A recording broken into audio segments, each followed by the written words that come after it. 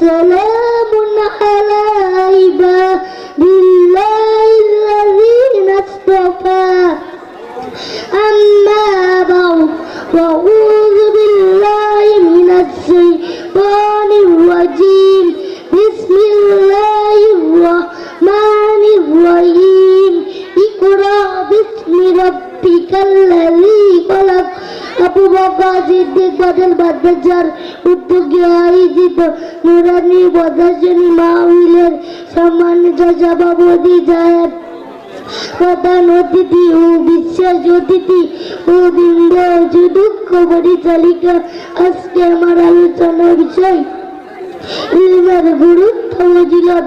এই সংক্ষিপ্ত সময়ে যতটুকু জবাঞ্জ করার চেষ্টা করবো ইনশাআল্লাহ।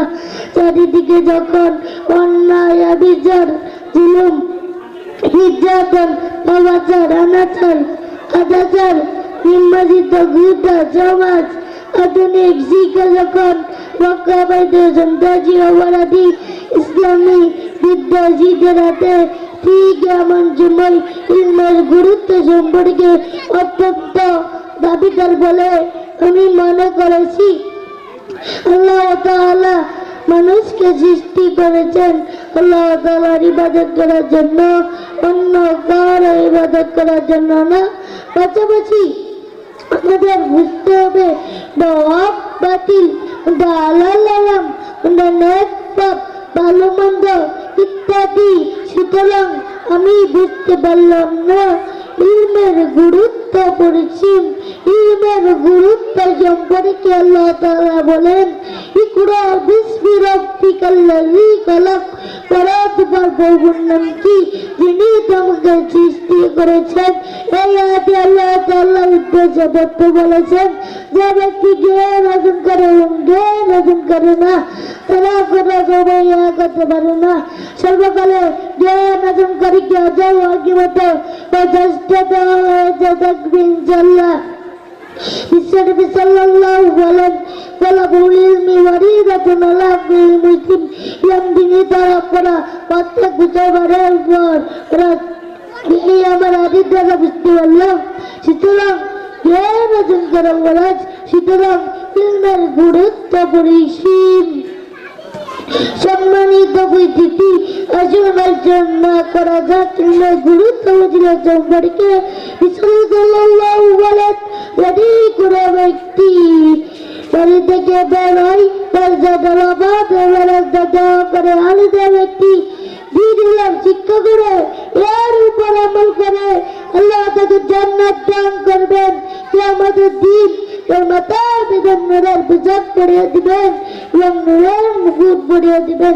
দুনিয়াতে যুদ্ধ সবাই যেভাবে দেখতে পারবে। সম্মানিত উপস্থিতি, আমি আমার আলোচনা সর্বশ্রেষ্ঠ চলে এসেছি, আর বেশি সময় নিব না। একটি হাদিস বলে শেষ করে দিচ্ছি। খায়রুকুম মান তাআল্লামাল কুরআন ওয়া আল্লামা। রাসূল সাল্লাল্লাহু বলেন তোমাদের মধ্যে সর্বোত্তম ওই ব্যক্তি যিনি কোরআন মাজিদ শিক্ষা করেন এবং শিক্ষা দেন। সুতরাং আমাদের মাঝে সবচেয়ে দামি ব্যক্তি হলো কোরআন শিক্ষা করা এবং কোরআন শিক্ষা দেওয়া। দোয়া করি আল্লাহ তাআলা সবাইকে দিন ইলম হাসিল করার তৌফিক দান করেন, আমিন। আজকে কথাখানে বিদায় নিচ্ছি। আমার নাম মোহাম্মদ তাওহীদুদ্দিন আজম, শ্রেণী দ্বিতীয়, মাদ্রাসার নাম আবু বকর সিদ্দিক বাদল মাদ্রাসা। আসসালামু আলাইকুম ওয়া রাহমাতুল্লাহি ওয়া বারাকাতুহু। সকলে বলে মাশাআল্লাহ, মারহাবা। আমরা বিভিন্ন মাহফিলে বক্তব্য দেই, আউ পাওয়া লাগে। দেখছেন এই ছেলেরা যদি কোরআনের হাফেজ হয় কিরকম হাফেজ হবে। আলহামদুলিল্লাহ, এই ছেলে এবং এই মেয়ে আগামী বছর এই মেয়ে ইংলিশে বক্তব্য দিবে এবং অন্যান্য মেয়েরা আছে তারা আরবিতে বক্তব্য দিবে, আর একজন ছোট্ট বাচ্চা দেব সে বাংলাতে বক্তব্য দিবে। ওই যে ছেলে আপনাদের এখানে আজকে বাংলা বক্তব্য দিয়েছে এই দ্বিতীয় শ্রেণীর ছাত্র, যদি এরা তৃতীয় শ্রেণীতে এই বছর সর্বপ্রথম আমাদের প্রদর্শনী। এক হলো এই প্রথম মানুষের সামনে উপস্থিত হয় নাই, ডর ভয় ছিল। দ্বিতীয় নম্বর হলো যেহেতু প্রথম ক্লাস তাদের শিশু শ্রেণীর ছাত্রদেরকে দিয়ে আমরা নুরানি প্রদর্শনী দিয়েছি। যারা নুরানি প্রদর্শনী দেয় সর্বনিম্ন প্রথম শ্রেণীর ছাত্র, দ্বিতীয় এবং তৃতীয় শ্রেণীর ছাত্রদেরকে নেওয়া হয়। তারপরে আলহামদুলিল্লাহ আমরা অক্লান্ত পরিশ্রম করেছি এই ছোট্ট ভাই বোনদের পিছনে। বিদায় আজকে আমরা শিশুশ্রীর বাচ্চার মাধ্যমে আমরা এই নুরানির প্রদর্শনী দেওয়ার সুযোগ পেয়েছি। সুতরাং আপনারা দেখেছেন যে আমরা বাচ্চাদের পিছনে কি পরিমাণ মেহনত করেছি, আজকে এই বাচ্চাদের মুখে আজকে খই ফুটতেছে। সুতরাং আপনার ছেলেও যদি আসে আলহামদুলিল্লাহ এভাবেই শিখবে, এভাবে একদিন পারবে। আজকে বাংলা বক্তব্য দিয়েছে, আর একদিন সে ইংলিশে বক্তব্য দিবে, এমন ভাবে এভাবে আর একদিন আরবিতে বক্তব্য দিবে। আমরা কয়জন মানুষ আছি ইংলিশে কথা বলতে পারবো, কয়জন মানুষ আছি আমরা আরবিতে কথা বলতে পারবো, বাংলাটাও তো সুন্দর করে গুছাতে পারি না। আপনার সুন্দর বাচ্চা, আদরের সন্তান আজকে এত সুন্দর ভাবে কথা বলার সুযোগ পেয়েছে, শুধুমাত্র আমরা আবু বকর সিদ্দিক মডেল মাদ্রাসার অক্লান্ত পরিশ্রমে আপনার সন্তান এরকম সুন্দর একটা বক্তব্য দেওয়ার সুযোগ পেয়েছে।